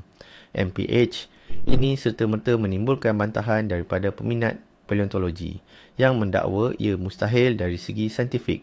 Menurut perkiraan mereka, T-Rex sepatutnya tidak boleh berlari melebihi 15 hingga 20 mph. Adegan ini kemudiannya dikenali sebagai kesilapan fakta, plot hole yang besar. Namun, filem baharu Jurassic World telah memperkenalkan teori baharu yang secara retroaktif mengubah kesilapan fakta ini menjadi bahagian rasmi dalam naratif. Dalam taman tema yang baharu ini, dinosaur dicipta melalui kejuruteraan genetik di mana DNA pelbagai spesies dicampurkan untuk menjadikan mereka lebih hebat dan menggerunkan. Salah seorang watak mendedahkan, tiada seekor pun dinosaur di taman ini yang darah tulen. Kita sentiasa mencampurkan DNA katak untuk mengisi jurang genom dan kini kita menjadikannya lebih besar, lebih bising dan dengan gigi yang lebih banyak. Kenyataan ini adalah kunci utama. Peminat lantas membuat spekulasi bahawa dinosaur di taman asal juga bukan spesies tulen. DNA mereka juga telah diubah suai untuk menjadikan mereka lebih pantas dan menakutkan. Justeru, T-Rex yang mengejar jeep itu memang mampu berlari selaju itu. Penulis skrip Jurassic World, Colin Trevorrow, mengesahkan bahawa idea ini sengaja dimasukkan untuk memberikan penjelasan kepada ketidaktepatan saintifik dalam filem pertama. Maka, teori peminat inilah yang akhirnya membetulkan kesilapan saintifik awal secara retcon. Penjelasan yang diselitkan di kemudian hari. Futurama memang terkenal dengan unsur komedi, tetapi ia juga sering menyajikan momen-momen yang sangat menyentuh perasaan. Salah satu momen yang paling diingati melibatkan anjing Fry, Seymour. Dalam satu episod, Fry menjumpai sisa-sisa jasad anjing kesayangannya yang telah membatu dan dia berhasrat untuk mengklonnya. Namun, pada saat akhir, Fry membatalkan niatnya apabila melihat bukti bahawa Seymour masih hidup selama 12 tahun lagi selepas kehilangannya. Fry membuat kesimpulan bahawa anjing itu telah melupakannya dan menjalani kehidupan bahagia bersama pemilik baharu. Pun babak terakhir yang menunjukkan bagaimana Seymour menunggu Fry di hadapan kedai pizza. Sepanjang sisa hidupnya telah menghancurkan hati jutaan penonton. Peminat sukar menerima kenyataan ini, lantas mereka mencipta satu teori pembelaan. Dalam filem cereka penuh Bender's Big Score, Fry telah mencipta kembar sementara dirinya. Kembar ini kemudian kekal dan hidup di masa lalu, iaitu abad ke-21. Teori ini mengatakan bahawa kembar sementara Fry inilah yang sebenarnya menjadi pemilik baharu Seymour. Ini bermakna anjing itu tidak menunggu dengan sia-sia. Sebaliknya, dia menjalani kehidupan yang gembira bersama salinan tuannya. Teori ini menjadi sangat popular dan logik sehingga para penulis skrip memutuskan untuk menjadikannya sebagai canon, iaitu kisah rasmi. Dalam salah satu musim seterusnya, menerusi episod bertajuk Jurassic Park, idea ini disahkan secara langsung, menunjukkan kembar sementara Fry memang menjaga Seymour. Dengan cara ini, peminat berjaya memperbetulkan salah satu babak paling sedih dalam sejarah siri animasi. Sedar bahawa seluruh dunianya hanyalah simulasi komputer. Tetapi, bagaimana jika itu bukan keseluruhan kebenaran? Peminat telah membangunkan teori kompleks yang dikenali sebagai matriks dalam matriks. Mengikut teori ini, kota mesin Zion sebenarnya bukan dunia sebenar, tetapi lapisan simulasi yang lebih dalam dan rumit. Ia dicipta oleh mesin khas untuk orang yang tidak dapat menerima matriks yang pertama. Zion memberi mereka ilusi perjuangan dan kebebasan, walhal pada hakikatnya mereka masih sepenuhnya di bawah kawalan. Bukti-bukti yang dikemukakan agak tidak langsung, namun amat menarik. Betapa di penghujung filem kedua, Neo mampu menggunakan kuasanya di dunia sebenar dan menghentikan robot pengawal Sentinels hanya dengan kuasa minda. Bagaimana pula Agent Smith boleh merasuki badan manusia dan memasuki Zion? Teori itu menegaskan bahawa perkara ini hanya mungkin berlaku sekiranya Zion juga hanyalah satu program. Adik-beradik Wachowski, sekarang dikenali sebagai The Wachowskis, tidak pernah memberikan jawapan secara terus. Tetapi dalam permainan video The Matrix Online yang secara rasmi meneruskan plot trilogi asal, terdapat beberapa petunjuk yang mengesahkan teori ini. Tambahan pula, dalam filem terbaru The Matrix Resurrections, simulasi berbilang lapisan dan kawalan terhadap realiti dijadikan plot utama.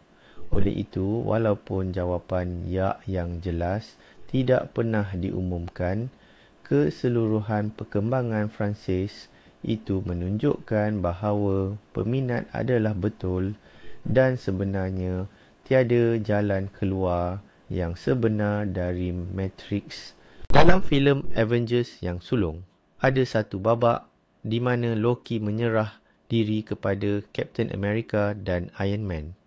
Ini sentiasa nampak pelik sungguh, sebab dia sepatutnya boleh melawan mereka dengan mudah. Peminat mula berteori bahawa ini sebenarnya adalah satu muslihat yang licik. Loki sengaja menyerah diri untuk masuk ke helicarrier SHIELD dan memecah belahkan pasukan Avengers dari dalam. Matlamat utamanya bukan sekadar menakluk bumi, tetapi mencetuskan pergaduhan antara hero-hero itu dengan menggunakan kelemahan dan perbezaan pendapat mereka. Dia tahu bahawa di atas kapal itu terdapat scepter yang mengandungi Mind Stone yang mampu memperkuatkan emosi negatif. Dia berharap hero-hero ini akan bergaduh sesama sendiri, manakala Hulk pula akan mengamuk dan memusnahkan kapal tersebut. Dan rancangannya hampir berjaya. Avengers memang mula bertelagah dan hanya kematian Agent Coulson yang dapat menyatukan mereka kembali. Teori ini sekian lama hanyalah andaian popular, tetapi ia disahkan secara terang-terangan dalam siri TV Loki. Dalam salah satu episod, kita ditunjukkan variant Loki yang berjaya melaksanakan rancangan ini, menewaskan Avengers dan menakluki bumi. Ini membuktikan bahawa niat asal dewa penipu itu memang begitu, bukan menggunakan kekerasan, tetapi manipulasi yang licik, dan peminat yang tidak percaya dengan penyerahan dirinya yang mudah itu sebenarnya sudah mengagak rancangan ini sejak awal lagi. Arahan memang menjadi sumber rujukan utama bagi pengkaji teori konspirasi dan peminat setia. Teori yang paling popular mendakwa bahawa filem itu adalah pengakuan samar oleh Kubrick yang kononnya membantu kerajaan Darussalam memasukkan pendaratan di bulan. Kedengaran tidak masuk akal, namun bukti-bukti yang dikemukakan agak menarik perhatian. Watak budak lelaki, Danny, dilihat memakai baju sejuk yang mempunyai imej roket Apollo 11. Selain itu, nombor bilik yang dilarang untuk dimasuki adalah 237, manakala jarak purata dari bumi ke bulan pula adalah 238,000 batu. Peminat percaya bahawa Kubrick sengaja menukar nombor tersebut untuk memberi bayangan bahawa ia adalah pemalsuan. Dalam satu babak, Danny bermain di atas pemaidani bercorak yang dikatakan menyerupai tapak pelancaran roket. Apabila Danny bangun, ia kelihatan seolah-olah roket itu sedang berlepas. Kisah Hotel Overlook itu sendiri dibina di atas tapak perkuburan orang asli Amerika ditafsirkan sebagai metafora penipuan yang dilakukan oleh kerajaan Baam terhadap rakyatnya sendiri. Teori ini diperincikan lagi dalam filem dokumentari yang bertajuk Room. Sudah tentu tidak pernah ada pengesahan rasmi, namun melihatkan kepada sifat perfeksionis Kubrick dan kecintaannya pada simbolisme, ramai yang percaya bahawa beliau benar-benar menyuarakan mesej rahsia ini di dalam filem tersebut. Ia adalah contoh di mana teori tersebut begitu meyakinkan sehingga ia tidak lagi memerlukan pengesahan untuk dipercayai. Hubungan antara Pam dan Jim merupakan salah satu plot utama dalam siri popular The Office. Namun, para peminat sentiasa tertanya-tanya, apakah kandungan sebenar nota yang Jim letakkan di dalam cerek hadiah untuk Pam dalam episod Christmas musim kedua?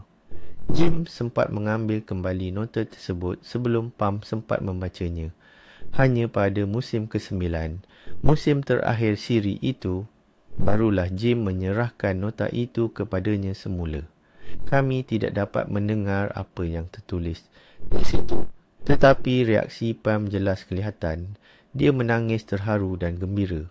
Setelah bertahun-tahun peminat membuat pelbagai spekulasi, akhirnya rahsia ini terbongkar. Pelakon Jenna Fisher yang membawa watak Pam mendedahkannya dalam satu episod podcast.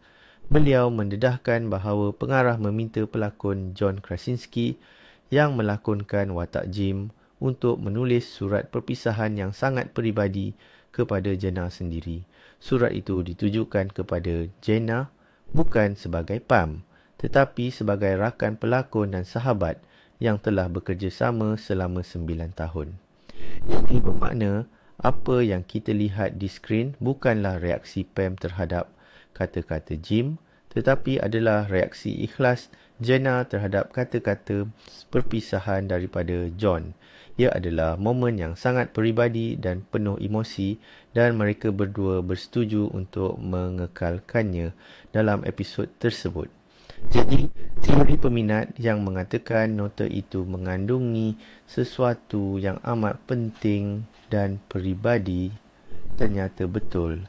Malah ia lebih mengharukan dan menyentuh hati daripada apa yang pernah mereka bayangkan. Filem Toy Story, ketakutan terbesar bagi mainan-mainan adalah apabila Andy dewasa dan tak lagi bermain dengan mereka. Tapi, apa yang terjadi pada mainan selepas itu? Peminat filem ini perasan, dalam satu babak, Ibu Andy memakai topi koboi yang sangat menyerupai topi Jessie dari siri kedua.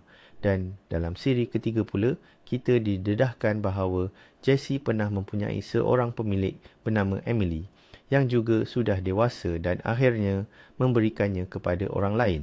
Jadi, dari situlah lahirnya teori Ibu Andy itu sebenarnya adalah Emily yang telah dewasa. Ini menjelaskan bagaimana dia boleh memiliki topi itu dan kenapa dia begitu menyayangi mainan anak lelakinya. Dia sendiri pernah melalui pengalaman perpisahan yang sama. Teori ini menjadikan keseluruhan cerita itu lebih bersifat kitaran dan menyentuh hati. Lipit, salah seorang artis dari studio Pixar, secara tak langsung mengiyakan teori ini dalam satu temu bual. Katanya, anda tahu saya tak boleh cakap ini betul atau tak, tapi saya suka berfikir bahawa memang begitulah keadaannya. Walaupun ini bukan pengesahan rasmi 100%, bagi majoriti peminat, kenyataan ini sudah mencukupi. Ini adalah perincian yang cantik yang mana ia sangat melengkapkan dunia Toy Story dan menambahkan lagi nilai kekayaan ceritanya. Lord of the Rings, isu tentang kenapa burung helang, eagles, terus menerbangkan Frodo dan Sam ke Gunung Doom, sentiasa menjadi perdebatan hangat. Khasnya, tindakan itu pasti akan menarik perhatian Sauron.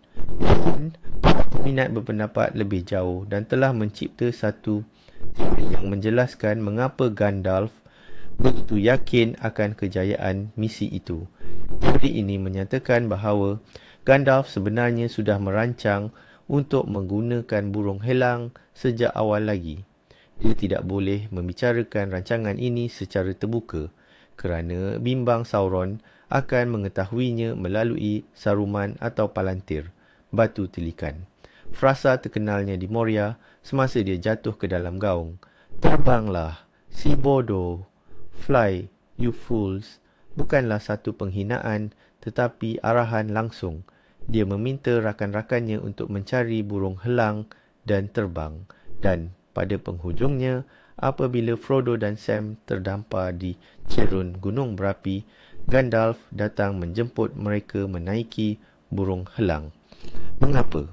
Kerana cincin itu telah musnah dan Sauron tidak lagi menjadi ancaman.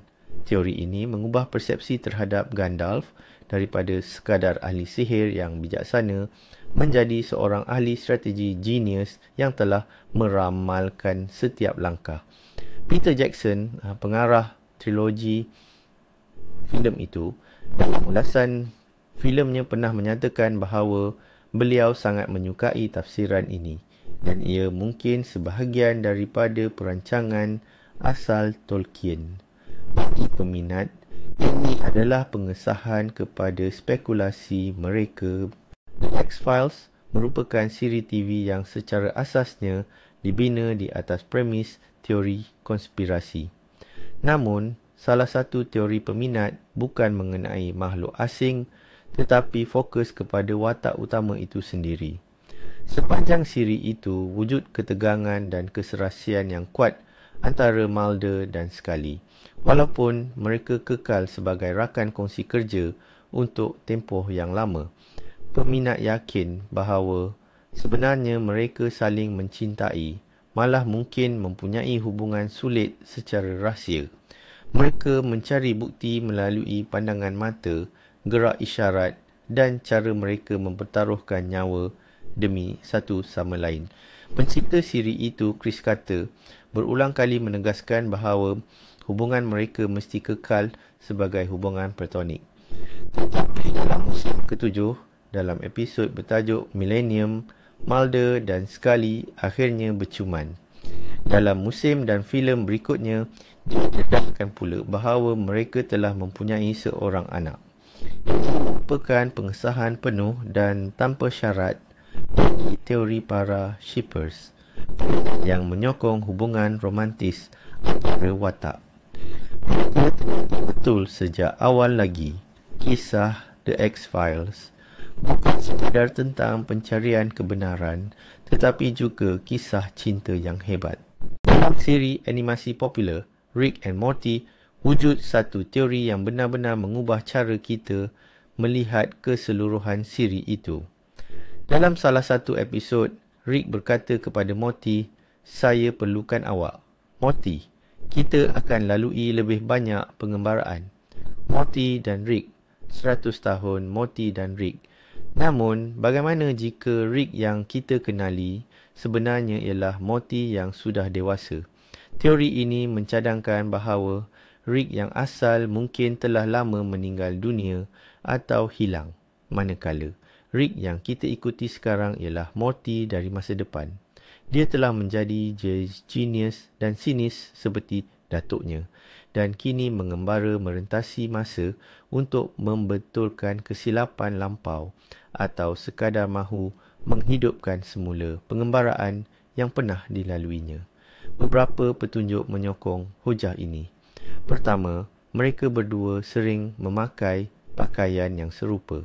Kedua, Rick kadangkala menunjukkan keprihatinan terhadap Morty, satu sifat yang jarang sekali kita lihat daripadanya.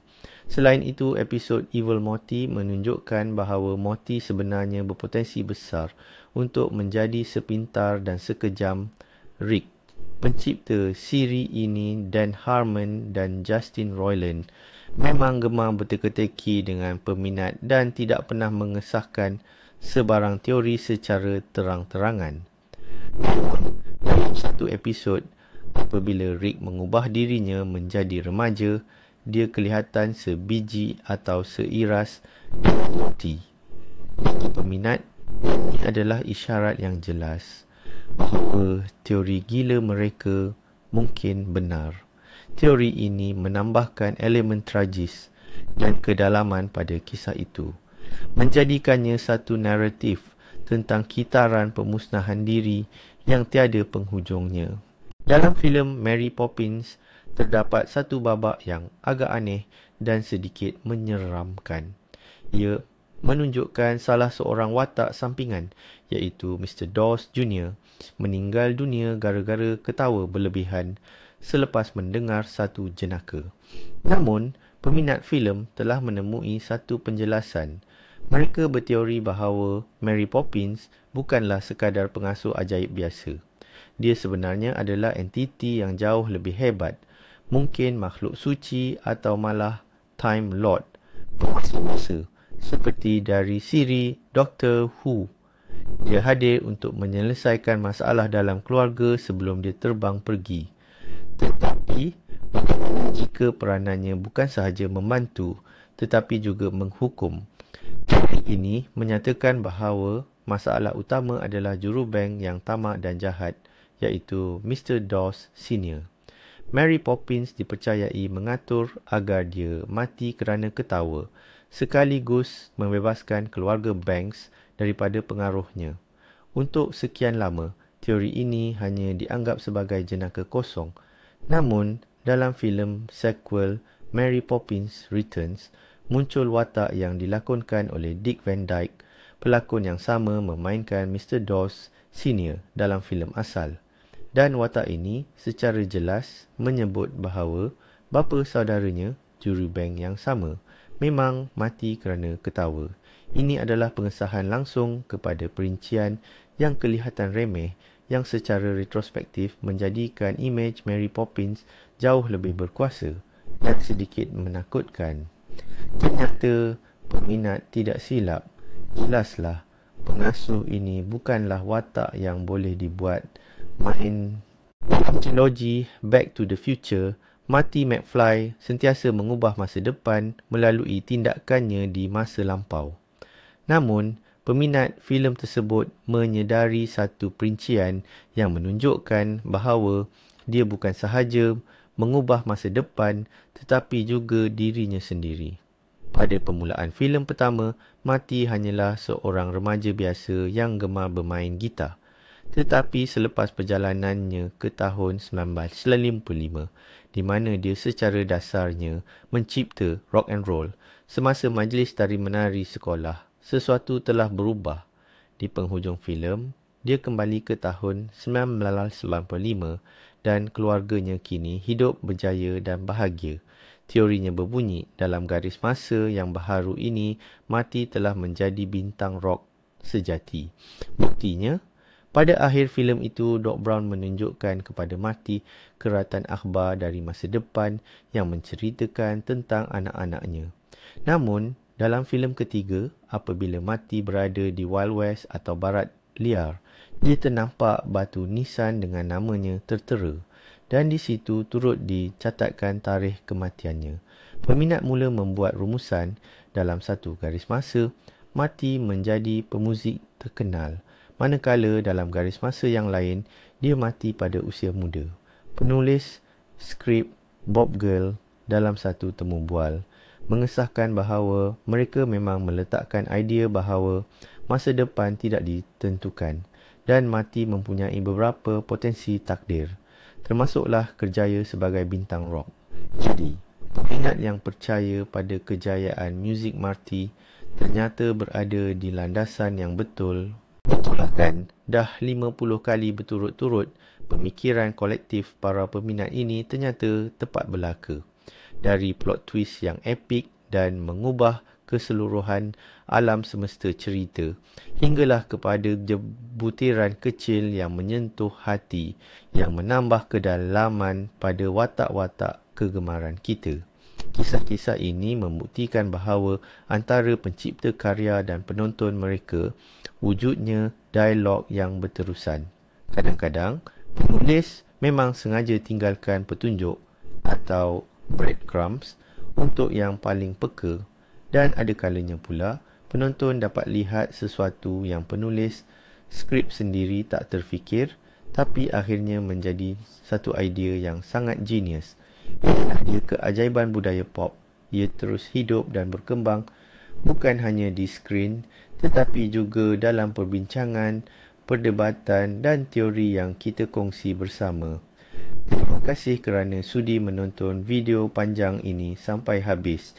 Saya harap anda dapat belajar sesuatu yang baharu dan melihat kisah-kisah yang anda kenal dari sudut pandangan yang berbeza. Jangan lupa langgan saluran ini, tekan butang like kalau ada satu teori pun yang buat anda rasa terkejut sangat.